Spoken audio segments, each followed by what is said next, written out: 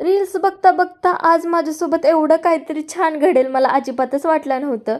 तर नेहमीसारखं उठल्यानंतर ना मी रील्स स्क्रोल करत बसलेली आणि माझ्यासमोर ना एक पॅम्पलेट आलं ह्या आरीवर्कच्या फ्री वर्कशॉपचं. आणि मी लगेचच आवरून ना वर्कशॉपला गेलेले आणि आज त्यांनी आम्हाला ही चेन स्टिच कशी टाकायची ते शिकवलं.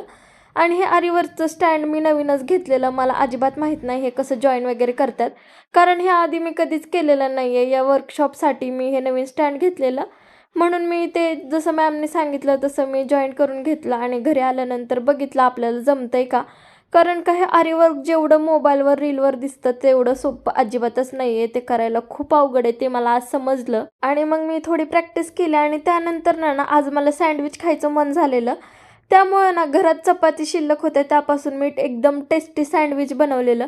तुम्हाला पण याची रेसिपी पाहिजे असेल ना तर मला कमेंट करून सांगा, मी तुम्हाला नक्कीच त्याचा व्हिडिओ बनवून दाखवेल. आणि जर तुम्ही हे एक जरी सँडविच खाल्लं ना तरी तुमचं पोट भरून जाईल आणि मनसुद्धा भरून जाईल, एवढं छान आणि टेस्टी लागतं हे. आणि बाकी आज ना मी दिवसाच्या शेवटी ना ब्लाऊजचं कटिंग वगैरे केलं आणि ब्लाऊज स्टिच करायला घेतलेला.